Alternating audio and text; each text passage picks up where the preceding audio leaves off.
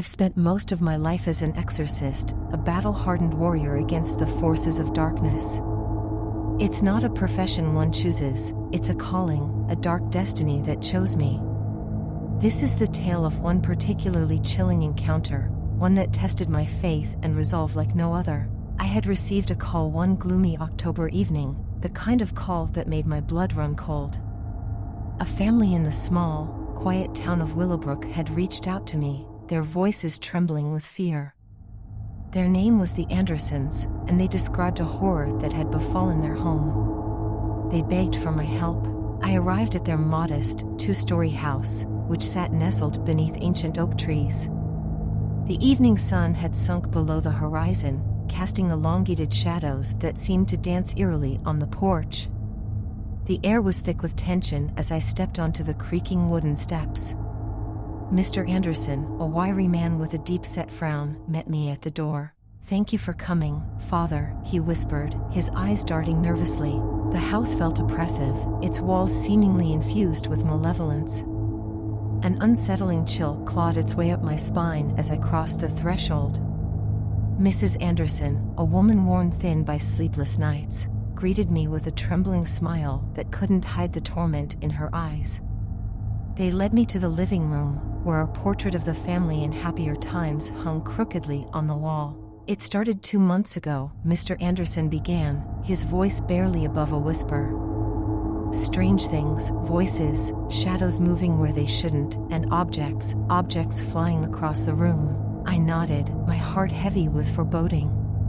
Such manifestations were the telltale signs of a malevolent spirit or worse.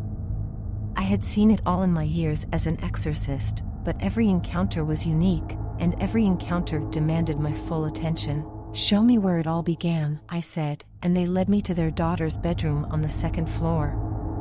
It was a room that seemed innocent enough, adorned with pastel colors and stuffed animals, but it held the epicenter of their torment. "Her name is Emily," Mrs. Anderson said, her voice quivering as she opened the bedroom door. "She's just 13. I stepped inside and looked at Emily. She lay on her bed, her face pale and drawn, her eyes vacant. Beads of sweat clung to her forehead, and her hands were clenched into fists. The room was suffused with an oppressive energy that sent shivers down my spine. "Emily," I whispered, approaching her cautiously. "Can you hear me, child?" Her eyes met mine, and a jolt of cold dread shot through me. Her voice, a guttural growl, emerged from her lips like the utterances of a tortured soul. "Leave this place, priest. It is not your domain." I clenched my jaw, unwilling to show fear. "I'm here to help you, Emily." Her laughter, a mocking, sinister sound, filled the room. "Help? You can't help. The shadows will consume you too." I nodded to Mr. and Mrs. Anderson, who stood in the doorway, their faces etched with fear. "I need some time alone with Emily." Reluctantly, they left the room, and I turned my attention back to the girl. She writhed on the bed, contorting her body in unnatural ways. The air grew colder, and an eerie silence settled over us. I reached into my bag and withdrew a vial of holy water. "Asperges me, Domini, Hysopo iti mundabor, lavabis me, iti super nivum dealbaber," I chanted, sprinkling the water over her. Emily screamed, her body racked with pain, but the sinister presence inside her remained defiant. It was no ordinary demon, it was something ancient, something powerful. Over the next few days, I conducted a thorough investigation. The house was rife with paranormal activity. Furniture moved on its own, voices whispered from the dark corners, and the oppressive air grew thicker with each passing hour. It was as though malevolence had taken root in the very walls of the house. I called upon my colleagues, Father Michael and Sister Agnes, both seasoned exorcists. Together, we performed a ritual of exorcism. The room became a battleground, a clash between the forces of light and darkness. Emily's body contorted and writhed, her voice a chorus of unearthly wails. She hurled vile obscenities and blasphemies at us, revealing the entity's profound hatred for all things sacred, but we pressed on, our faith unwavering. We recited prayers and sprinkled holy water, our voices growing louder and more fervent with each passing minute. The very walls seemed to vibrate with the intensity of the struggle. Then, just as suddenly as it had begun, it was over. Emily lay still, her eyes returning to their normal, innocent state. The room seemed to breathe a sigh of relief, and a warm light filled the space. We had expelled the malevolent presence, but we knew it would not be the last time we faced such a foe.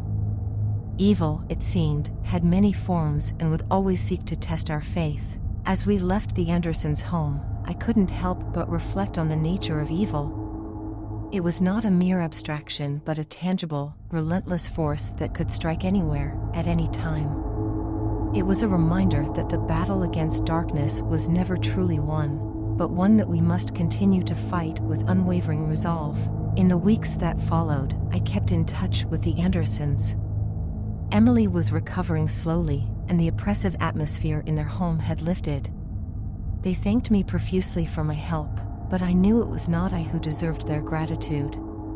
It was the power of faith and the unwavering belief in the light that had saved them from the abyss. As an exorcist, I had faced many horrors, but this encounter with evil had left an indelible mark on my soul.